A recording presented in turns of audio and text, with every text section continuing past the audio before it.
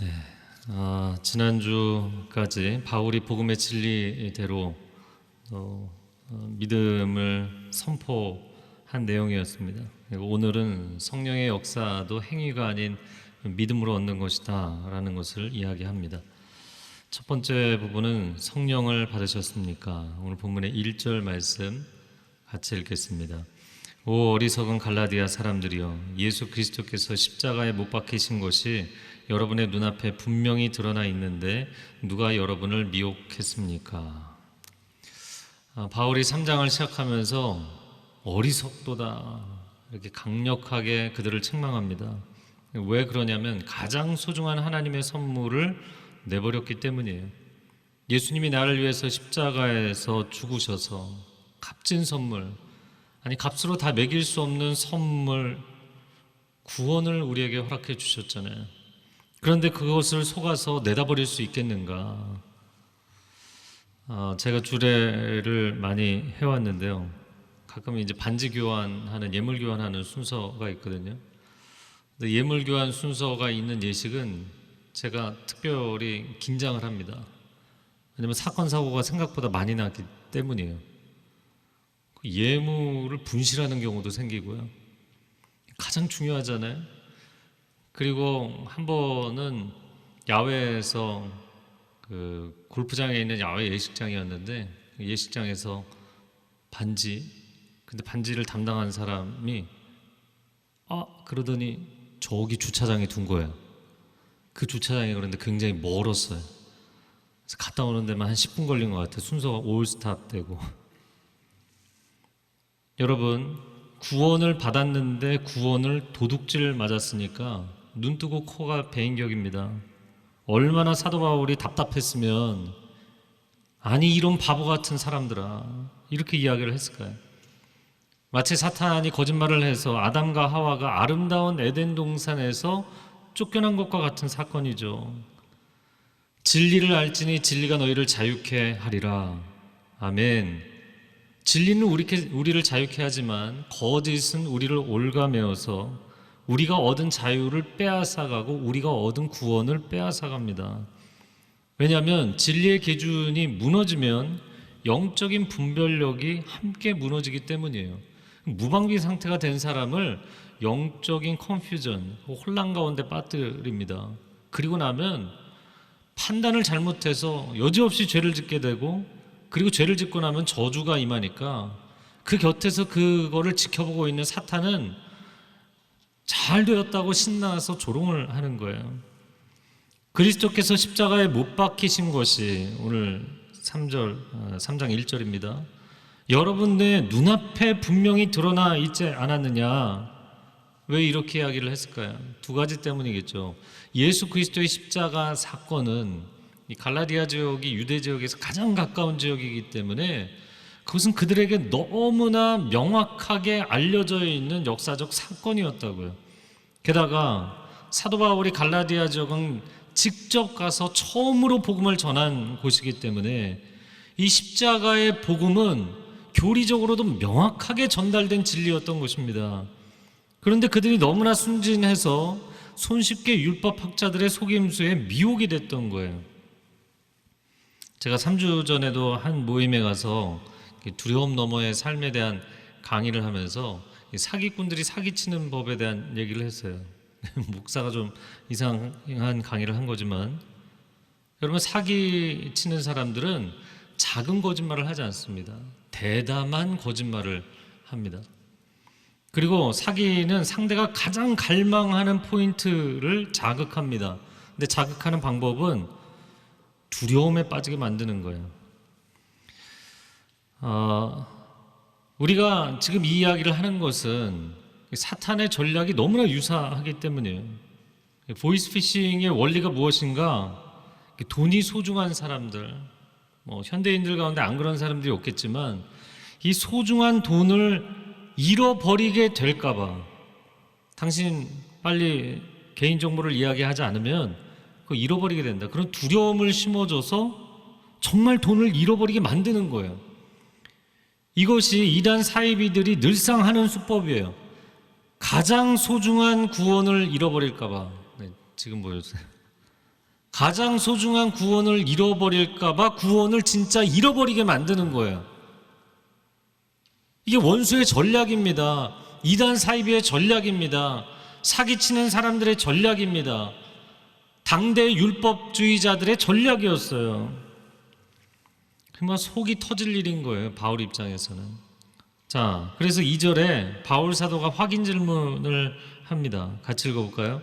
여러분에게 한 가지만 묻고 싶습니다. 여러분은 율법의 행위로 성령을 받았습니까? 아니면 복음을 듣고 믿음으로 성령을 받았습니까? 성령을 받은 것이 율법의 행위로냐 아니면 복음을 믿음으로냐? 말하자면 갈라디아 성도들이 복음을 받아들이고 구원만 받은 것이 아니었다는 거예요. 성령의 역사도 그들이 체험했던 것입니다. 그런데 성령의 임재는 구약시대로 놓고 보면 소수의 예언자들이나 경험하던 것이잖아요. 그런데 이제 일반인들이 다 성령 체험을 하게 되고 게다가 더 나아가서 이방인들까지 성령 체험을 하게 되었으니까 정말 상상을 초월하는 하나님의 은총의 사건이요, 은총의 시대가 된 것이죠. 성도 여러분, 우리에게 적용을 해본다면 과연 누가 성령을 받는 것인가요? 내가 충성봉사 노력을 많이 하면 성령을 받습니까? 예수님의 십자가 구원을 믿고 하나님의 자녀가 되면 자녀이기 때문에 아버지의 영이 그 사람에게 임하는 것이에요. 예수님을 믿고 나면 예수의 영이 그 사람에게 임하는 것이에요. 로마서 8장 14, 15절을 같이 읽겠습니다. 무릇 하나님의 영으로 인도함을 받는 사람은 곧 하나님의 아들이라. 너희는 다시 무서워하는 종의 영을 받지 아니하고 양자의 영을 받았으므로 우리가 아빠, 아버지라고 부르짖느니라. 할렐루야. 네, 우리가 천국 가는 것도 아버지 집이기 때문에 가는 것이고요. 성령을 받는 것도 아버지의 영이기 때문에 자녀로서 받는 거예요. 그러니까 성부 하나님께서 우리에게 주신 최고의 선물인 이 구원은 예수님을 믿음으로 얻은 것이고, 또 한 가지 성자 그리스도께서 우리에게 주신 최고의 선물인 성령님 또한 예수님을 믿음으로 얻게 된 거예요. 그러므로 신앙생활은 처음부터 끝까지 삼위 하나님을 인격적으로 신뢰함으로 그분이 주신 최고의 선물, 그 최고의 선물이 뭔가요? 뭐 여러 가지가 있겠지만 그냥 그분 자신을 내어주신 거잖아요. 아들을 내어주시고 그분의 영을 내어주시고 사실 그분 자신을 우리에게 주신 것이죠. 그럼으로써 우리가 진짜 인격적인 사랑의 교제를 삼위 하나님과 나눌 수 있게 해주신 것, 이게 신앙생활입니다. 자, 그래서 3절에 이야기합니다. 같이 읽습니다. 여러분은 그렇게도 어리석단 말입니까? 성령으로 시작했다가 이제 와서 육체로 마치려고 합니까? 성령으로 시작했다면 성령으로 끝나야 된다. 신앙생활의 시작도 완성도 과정도 다 성령께서 이루시는 것이다, 그 얘기예요. 우리가 이제 구원을 협의로 이야기를 하면 이제 칭의를 구원이라고 보통 표현하죠. 내가 죄인에서 의인으로, 사망에서 생명으로 옮긴 것, 어둠의 자녀에서 하나님의 자녀가 된 사건, 그 칭의만 성령의 사건이 아니라 성화도 성령의 사건인 거예요. 고린도전서 12장 3절 같이 읽어볼까요? 성령으로 아니하고는 누구든지 예수를 주시라 할 수 없느니라. 그러니까 예수님에 대해서 모르던 사람이 예수님은 나의 구원자이십니다, 구주이십니다, 이 고백은 성령의 역사하심이라는 거예요. 그런데 더 나아가서 오순절 성령강림 사건처럼 성령께서 충만하게 우리 안에 내주하셔서 완전히 하나님께 붙들린 사람으로 거룩하게, 온전하게, 강력하게 살아갈 수 있게 되는 것도 성령의 역사입니다. 사도행전 2장 1, 2절과 4절 같이 읽겠습니다. 오순절 날이 이미 이르매 호련히 하늘로부터 급하고 강한 바람 같은 소리가 있어 그들이 다 성령의 충만함을 받고 성령이 말하게 하심을 따라 다른 언어들로 말하기를 시작하니라. 여러분, 성령의 깨우치심으로 예수님을 주님으로 고백할 뿐만 아니라 성령의 강력한 임재의 역사가 나타나는 신앙이 되기를 축복합니다. 그래서 율법은 육체의 노력이라면 성화는 성령의 견인입니다. 이 견인이라는 신학 용어에 대해서 생소하신 분들이 많지만 사실은 우리 일상생활에서는 굉장히 익숙한 단어잖아요. 고속도로 가다 보면 견인차들이 주로 사고 많이 나는 지역에 곳곳에 서 있어요. 제가 오늘 그래서 견인차를 좀 찾아봤는데 이 토잉 트럭은 고장난 차, 사고 난 차, 불법 주차되어 있는 차, 이런 차들을 견인하는 또 다른 용어가 구난차입니다. 고난과 환난에서 구원해주는 차예요. 종류는 굉장히 다양하지만 작은 견인차 하나로 과연 얼마나 견인이 되겠는가. 보통은 견인차가 고난 가운데 빠져 있는, 문제 가운데 있는 차를 건져낼 때 자기 무게 10배에서 15배 정도 견인이 가능합니다. 그러니까 우리가 겉으로 봤을 때 이거 안 될 것 같은데 그런 걸 견인하는 거예요. 공항에 있는 토잉 트럭 같은 경우에는 A380 같은 어마어마한 550톤에 달하는 대형 여객기도 견인하는 거예요. 그 한 대로. 여러분 생각해 보십시오. 율법은 육체의 노력입니다. 내가 맨몸으로 율법이라는 거대한 여객기를 견인해 보겠다? 아무리 애를 쓴들 땀을 삐질삐질 흘린들 얼마나 견인할 수 있겠어요? 그 안 되는 일이라는 거예요. 불가능한 일이라는 것입니다. 그러나 성화는 성령의 견인하심이죠. 성령님께 의지하는 사람은 성령님께서 내 인생을 직접 견인해 가시기 때문에 도저히 불가능해 보이는 삶을 살아낼 수 있도록, 놀랍게 어두움과 새 속의 그 한가운데를 뚫고 거룩의 삶을 살 수 있도록 견인하시는 줄로 믿습니다. 그래서 제가 좋아하는 비유가 뭐냐면, 태평양 바다 같은 망망대해를 지나갈 때 내가 노져서 가겠느냐 아니면 순풍에 돛을 달고 가겠느냐라는 거예요. 내가 내 힘으로 노져서 간다 그러면 내가 원하는 방향으로 노를 저을 수 있다는 것은 좋은 점이겠지만 과연 목적지에 이를 수 있을까요? 그러나 성령의 바람에 돛을 달고 가면 소망의 항구에 이르게 될 줄로 믿습니다. 그러니까 왜 성령으로 시작해서 육체로 돌아가겠느냐? 이 귀하고 놀라우신 은혜의 성령님을 왜 계속 의지하지 않겠느냐? 육체로 하는 것 이루어질 수도 없는데 왜 되지도 않는 일을 계속 하겠는가라는 거예요. 자, 4절과 5절 말씀인데 4절 먼저 읽겠습니다. 시작. 여러분은 그렇게 많은 고난을 헛되이 경험했단 말입니까? 정말 헛된 일이었습니까? 거기 고난의 동그라미를 치시겠어요? 갈라디아 성도들은 신앙생활을 하면서 고난도 많이 받게 됐다는 거예요. 그 율법주의자들의 공격 때문에도 고난을 많이 당했고, 로마 제국의 정치적인 박해 때문에도 고난을 많이 당한 거예요. 그러나 그런 고난과 박해를 이겨낼 수 있었던 것도 성령의 임재하시는 은혜였던 것이죠. 여러분, 고난을 이기는 힘, 내 노력으로 안 된다는 거예요.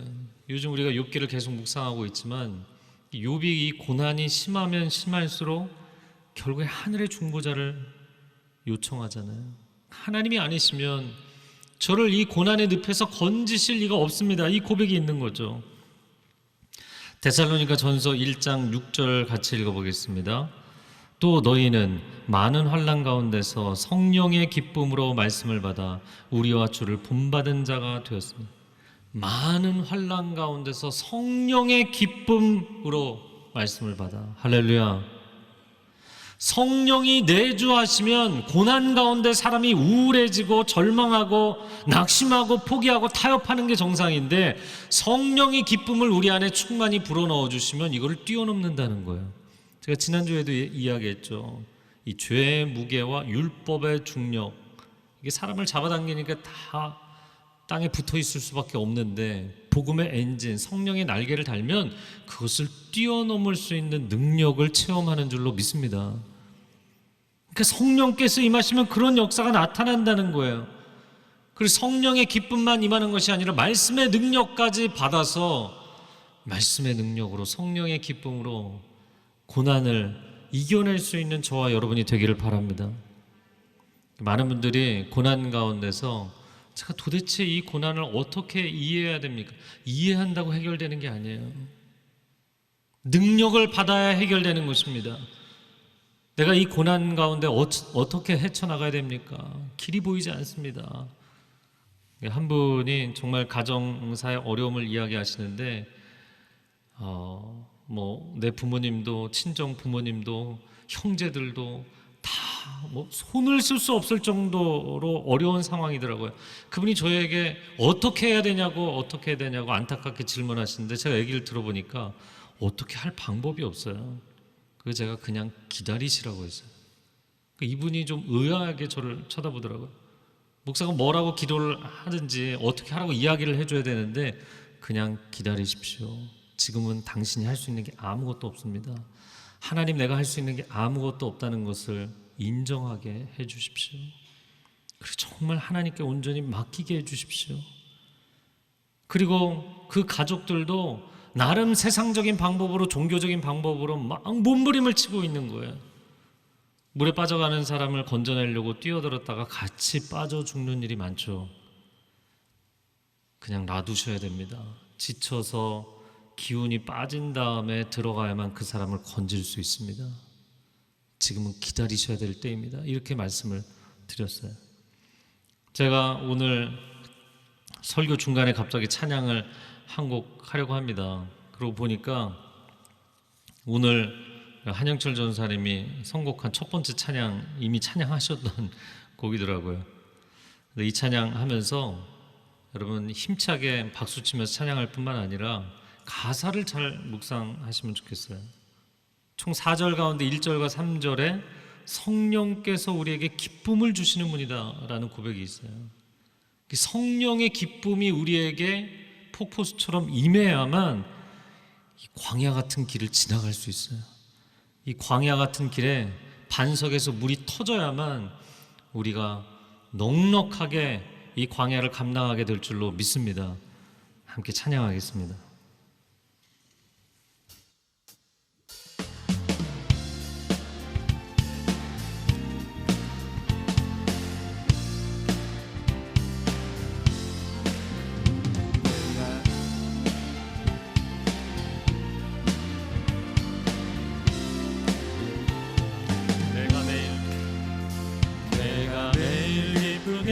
순례의 길 행함을 주의 팔이 나를 안보함이요 내가 주의 큰 복을 받는 참된 비결을 주의 영이 함께함이라 나와 동행하시고 모든 염려하시니 나는 수의 새와 같이 기쁘다 내가 기쁜 마음으로 주의 뜻을 행함을 주의 영이 함께함이라 성령이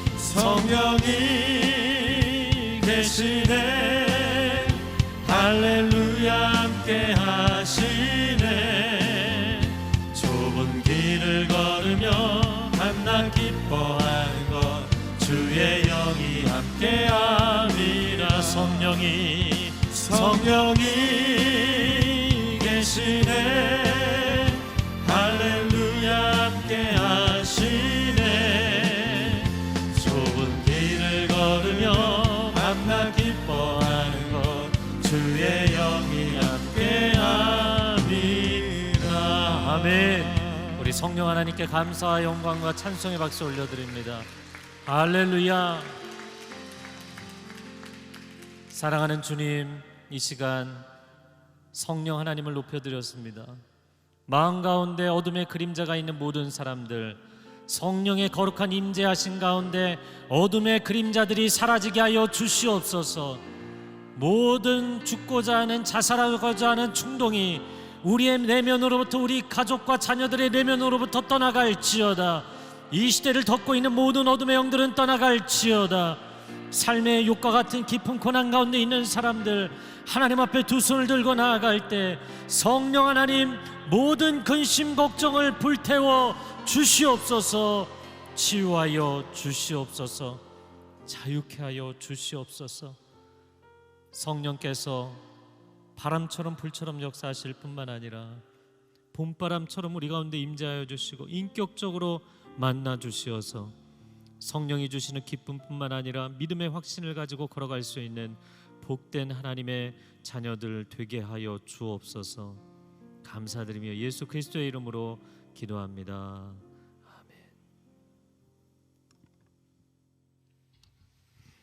아멘.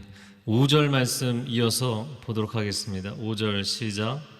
하나님께서 여러분에게 성령을 주시고 여러분 가운데서 능력을 행하시는 것이 여러분이 율법을 행하기 때문입니까? 아니면 복음을 듣고 믿기 때문입니까? 자, 4절과 5절은 정반대 이야기를 하지만 연결된 거예요. 고난 가운데 고난을 이기게 하시는 분도 성령님이시고 5절에 능력을 체험하는 가운데 그 능력을 베푸시는 이도 성령님이시다라는 거예요. 여러분, 예수님 믿으면 예수의 영이 우리 가운데 역사하시는 줄로 믿습니다. 베드로가 성전 미문에 앉아있는 안진뱅이에게 은과 금은 내게 없거니와 내게 있는 것으로 내게 주노니 곧 나사렛 예수 그리스도의 이름으로 일어나 걸으라. 그랬더니 그가 일어난 거예요. 근데 그런 똑같은 역사가 갈라디아 지역에서도 일어났어요. 사도행전 14장을 보면 루스드라에서 바울이 그가 치유받을 믿음의 고백이 있는 것을 보고 일어나 걸으라. 그 치유되는 성령의 역사가 나타난 거예요. 여러분, 예수님을 믿으면 예수의 영이 역사하십니다. 여러분 안에 이 믿음의 고백이 있으십니까? 내가 예수 그리스도를 믿어요. 그럼 예수 그리스도의 이름이 역사하시고 예수 그리스도의 영이 내 안에 역사하신다는 믿음이 있는가?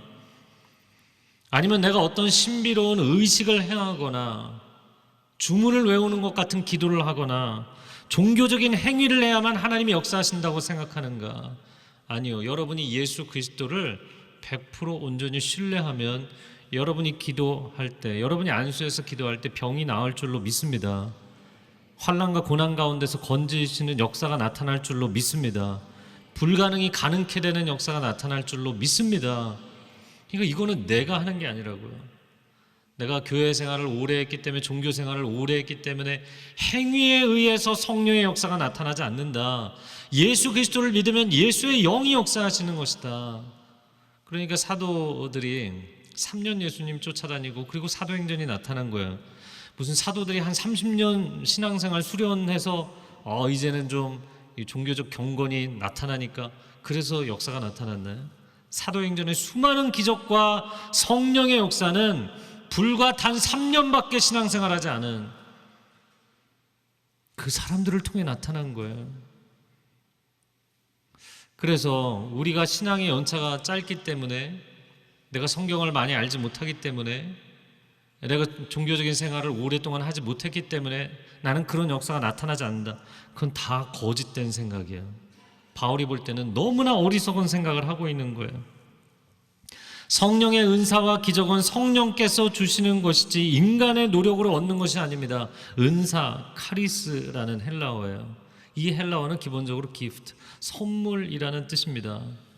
그러니까 선물을 받은 사람이 이거 내가 노력해서 받은 거야 이렇게 주장을 한다면 정말 은총으로 공짜로 선물을 주신 분이 얼마나 당혹스럽겠어요. 성령의 은사에 대해서 나누고 있는 것이 고린도전서 12장이죠. 제가 고른 4절, 7절에서 10절을 같이 읽어보겠습니다.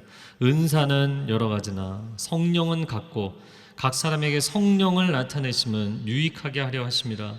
어떤 사람에게는 성령으로 말미암아 지혜의 말씀을, 지식의 말씀을, 믿음을, 병 고치는 은사를, 능력 행함을, 예언함을, 영들 분별함을, 각종 방언 말함을, 방언들 통역함을 주시나니. 아멘. 여러분 가운데 이 성령의 은사들이 나타나기를 축복합니다. 자, 성령의 은사는 하나님이 주신 선물이기 때문에 하나님의 것이지 내 것이 아니에요. 그러니까 자랑할 것이 없습니다. 성령의 역사는 그분의 행하심이지 나의 행위로 된 것이 아니기 때문에 자랑할 것이 없습니다. 그런데 종교 생활에 빠진 사람들, 왜 은사 사역하는 사람들이 그 은사를 가지고 자기 자신을 자랑하려고 하고 자기 자신을 드러내려고 하는가? 그것은 율법주의에 빠져 있는 거예요.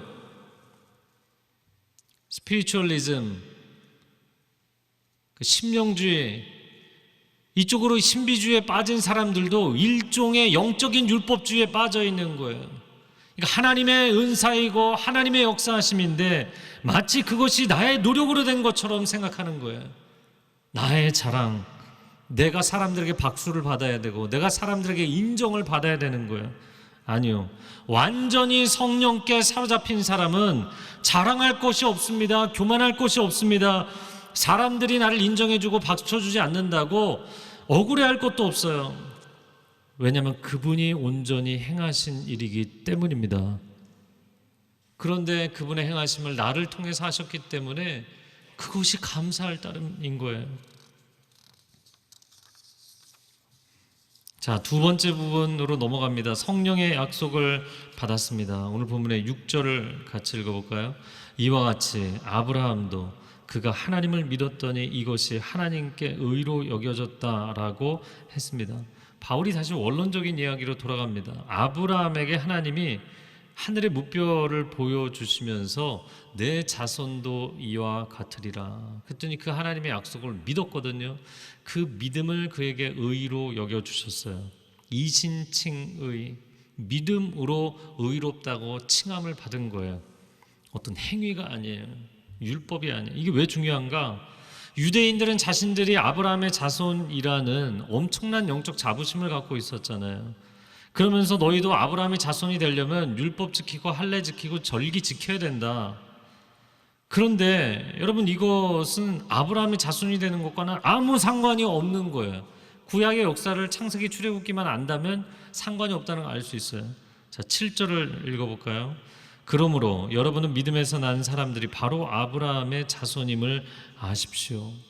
율법과 할례와 절기는 아브라함으로부터 적어도 400년 지나서 등장한 모세 시대에 나오는 거잖아요.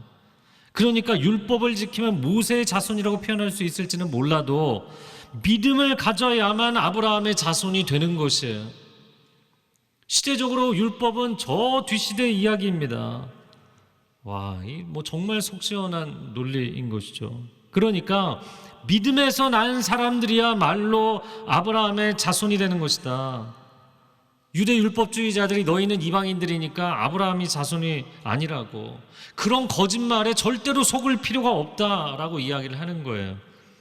8절 읽겠습니다. 성경은 하나님께서 믿음으로 인해 이방 사람을 의롭다고 인정하실 것을 미리 알고 먼저 아브라함에게 복음을 선포했습니다. 모든 이방 사람이 내 안에서 복을 받을 것이다.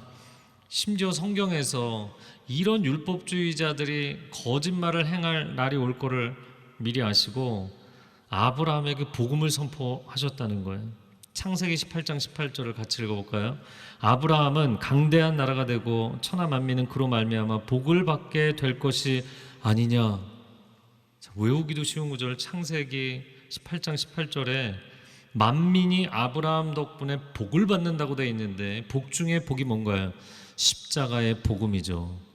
최고의, 우리가 받을 수 있는 최고의 복은 천국 시민이 되고 하나님의 자녀가 되는 복인 줄로 믿습니다. 근데 이 복은 유대인만 차지하는 게 아니라는 것을 이미 아브라함, 율법이 나오기 수백 년 전에 아브라함에게 알려주셨다는 거예요. 계시록 7장 9절 같이 읽습니다. 이 일 후에 내가 보니 각 나라와 족속과 백성과 방언에서 아무도 능히 셀 수 없는 큰 무리가 나와 흰 옷을 입고 손에 종려가지를 들고 보좌 앞과 어린 양 앞에 서서 큰 소리로 외쳐 이르되 구원하심이 보좌에 앉으신 우리 하나님과 어린 양에게 있도다. 할렐루야. 그러니까 이방인들도 다 천국에 오는 거잖아요. 어떻게 천국에 오게 되었는가? 믿음으로 하나님의 자녀가 되었기 때문에, 믿음으로 아브라함의 자손이 되었기 때문에. 즉 유대인들은 아브라함의 자손 그러면 천국 백성, 하나님의 자녀라는 동의어로 생각하고 있었거든요. 자, 그래서 9절을 읽어보겠습니다. 그러므로 믿음에서 난 사람들은 믿음이 있는 아브라함과 함께 복을 받습니다. 그러니까 아브라함의 자손이 되어 보겠다고 율법을 지키려고 기웃거릴 필요가 없다. 어떻게 하면 하나님의 눈에 들어서 내가 천국에 들어갈 수 있을까? 눈치를 보면서 율법을 지키려고 애쓰는 불쌍한 인생이 될 필요가 없다는 거예요. 천국은 노력으로 가는 것이 아니라 그냥 은혜로 가는 것입니다. 아버지의 은혜로 들어가는 곳이에요. 그런데 그 은혜가 너무나 감사하고 감격하기 때문에 내 삶을 드리는 헌신과 충성과 봉사를 다할 뿐인 것이죠. 세상 사람들이 도저히 알 수 없는 기쁨인 거예요.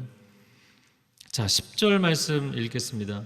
율법의 행위에 근거해 사는 사람들은 모두 저주 아래에 있습니다. 기록되기를 율법책에 기록된 모든 것을 항상 지켜 행하지 않는 사람은 다 저주를 받는다라고 했기 때문입니다. 자, 율법의 행위에 근거한 사람들은 모두 저주 아래에 있다. 제가 지난주에도 설명했지만 율법 자체가 나쁜 것은 아니지만 율법에 매이면 결국에는 나쁜 결과를 초래한다고요. 이게 율법의 모순이죠. 자식에게 은혜를 베풀지 않고 율법적으로만 해보세요. 계속해서 부모가 입 바른 소리만 하고 잘못할 때마다 회초리 들어보세요. 아이의 인생을 망가뜨리게 돼 있어요. 자신감과 인생의 의욕 다 망가지게 돼 있어요. 나쁜 결과가 오는 거예요. 나는 분명히 바른 얘기를 해줬잖아요. 가난 때문에 빵을 훔쳐 감옥에 갔던 장발장의 이야기가 레미제라블에 나오죠.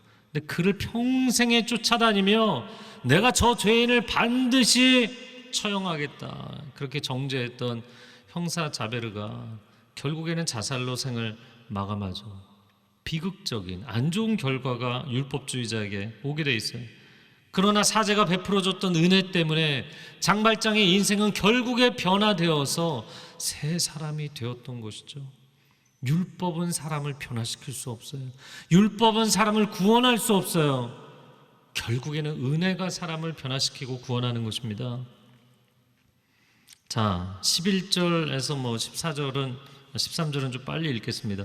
하나님 앞에서는 어느 누구도 율법으로 의롭다고 인정받지 못하는 것이 분명합니다. 그렇죠. 누구도 율법으로는 하나님의 기준에 이를 수가 없으니까. 12절 읽겠습니다. 율법은 믿음에서 난 것이 아닙니다. 오히려 율법을 행하는 사람은 율법 안에서 살리라 라고 했습니다. 한번 내가 율법이라는 패러다임 속에 들어가면 그 소용돌이에서 헤어나올 수 없다는 거예요. 행위 완전함을 추구하는 것은 끝이 없는 수레바퀴 속에 들어가는 거예요. 13절을 읽겠습니다. 그리스도께서는 우리를 위해 저주를 받으시고 율법의 저주에서 우리를 구속해 주셨습니다. 기록되기를 나무에 달린 사람마다 저주를 받았다라고 했기 때문입니다. 그리스도께서 이 죄의 저주와 율법의 저주 아래에서 우리를 해방시켜 주시기 위해서 십자가 위에서 죄의 문제를 해결해 주시고 이 죄의 문제를 해결해 주시니까 율법의 속박에서도 해방시켜 주신 거예요. 자, 마지막 14절 같이 읽습니다. 이는 아브라함의 복이 그리스도 예수 안에서 이방 사람에게 미치게 하고 우리도 믿음으로 성령의 약속을 받게 하기 위함입니다. 거기 두 번째 문장에 밑줄 그으시겠어요? 우리도 믿음으로 성령의 약속을 받게 하기 위함이다. 성령의 약속에 동그라미를 치시겠어요? 자, 그렇게 그리스도께서 우리를 위해 십자가를 지신 이유가 무엇인가? 아브라함의 복, 즉 하나님의 자녀가 되는 복을 주실 뿐만 아니라 두 가지 블레싱을 주셨는데 하나님의 자녀가 되는 복, 그리고 두 번째는 약속하신 성령을 받는 복. 할렐루야. 지금 성령의 약속이라고 표현을 한 이유는 뭐냐면 예수님이 성령을 주시겠다고 약속을 하셨기 때문이에요. 요한복음 14장 16절에 제가 읽습니다. 내가 아버지께 구하겠으니 그가 또 다른 보혜사를 너희에게 주사 영원토록 너희와 함께 있게 하리니. 그분이 이 땅에서의 공생애가 끝나갈 즈음에 내가 떠나니까 성령을 보내주시겠다고 약속을 하셨다고요. 그리고 사도행전 1장 4절에서 5절 8절 승천하시기 전에도 또 이 말씀을 하세요. 읽겠습니다. 사도와 함께 모이사 그들에게 분부하여 이르시되 예루살렘을 떠나지 말고 내게서 들은 바 아버지께서 약속하신 것을 기다리라.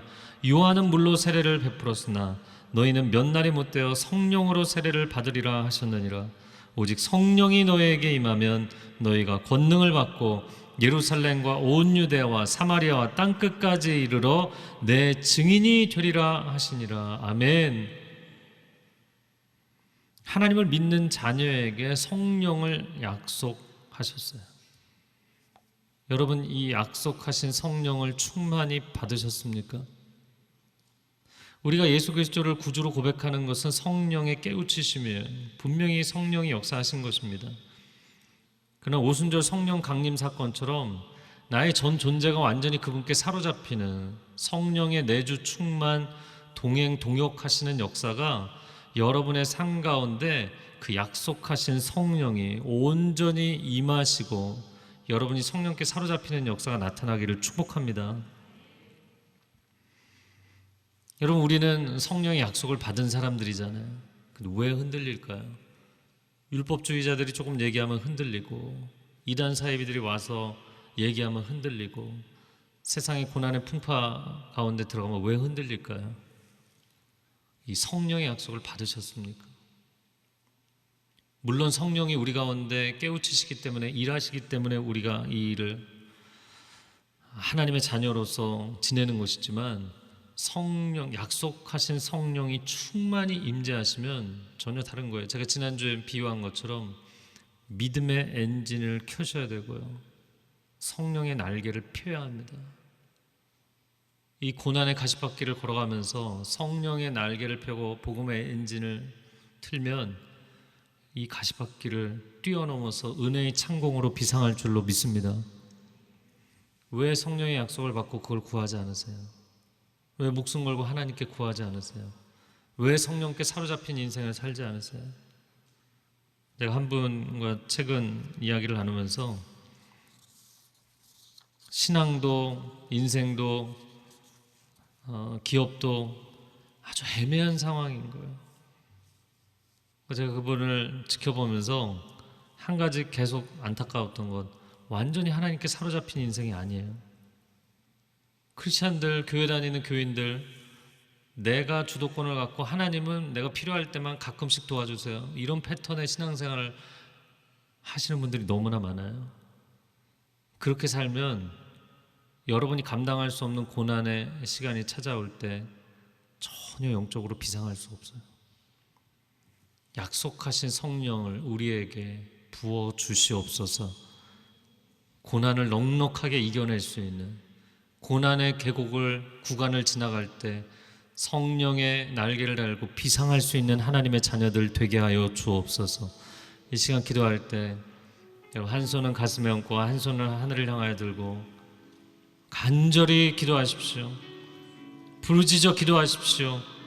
성령님께 온전히 붙들린 인생이 되게 하여 주옵소서. 내 힘과 내 지혜로 감당할 수가 없습니다. 그러나 성령께서 내주하시고 나를 통하여 일하시고 역사하시면 내가 상상할 수 없는 지경까지, 땅끝까지 이르러 예수의 증인이 되는 역사를 체험케 하실 줄로 믿습니다. 주여, 삼창하며 기도하겠습니다. 주여, 주여, 주여. 성령 하나님, 우리 가운데 임재하여 주옵소서. 내주하여 주시옵소서. 방언을 허락하여 주시고 환상을 허락하여 주시고 지혜의 말씀과 지식의 말씀과 치유의 은사와 능력 행함의 은사가 나타나게 하여 주시고 방언의 통변함의 은사가 나타나게 하여 주시고 성령이 살아계시고 역사하시는 것을 체험하게 하여 주옵소서. 성령 하나님, 불처럼 바람처럼 임하여 주시고 때로는 봄바람처럼 인격적으로 우리 가운데 임재하여 주시어서 우리의 무너진 마음을 일으켜 세워주시고 상처를 치유하시고 눈물을 닦아주시는 성령의 치유하심을 체험하게 하여 주옵소서. 가난한 영혼들이여 하나님 앞에 엎드려 갈망할지어다. 상처난 영혼들이여 성령의 치유하심을 입을지어다. 불가능 가운데, 절망 가운데, 고난의 그 사방에 막혀있는 그 고난의 끝자락에 절벽 가운데 서 있는 영혼들이여 성령의 치유하심을 체험하게 될지어다. 성령의 비상하심을 체험하게 될지어다. 오 성령 하나님, 일하여 주시고 역사하여 주시옵소서. 성령님, 우리의 인격을 주님 앞에 맡겨드립니다. 우리의 인생을 주님 앞에 맡겨드립니다. 우리의 상식과 자연적 질서와 이 세상의 법칙들 다 하나님이 만드신 것이요, 그것을 통하여서도 하나님이 일하시지만 하나님은 때로 상식을 뛰어넘어서도 역사하시고 초자연적으로도 역사하시고 일반적인 법칙을 뛰어넘는 영적인 법칙으로 우리 가운데 일하시고 역사하시는 전능하신 하나님이신 줄로 믿습니다. 우리의 상식으로 인간의 지혜와 능력으로 감당할 수 없는 고난 가운데 처해 있는 사람들, 성령의 충만함 가운데 들어가게 하여 주시고 사람들이 이해할 수 없는, 세상이 이해할 수 없는 인생을 살게 하여 주옵소서. 절망할 수밖에 없는 인생이 희망을 노래할 수 있게 하여 주옵소서. 우울에 빠질 수밖에 없는 자들이 우울증이 치료되게 하여 주시옵소서. 불안증에 시달리는 사람들이 그것을 뛰어넘는 하늘의 평강을 체험하게 하여 주옵소서.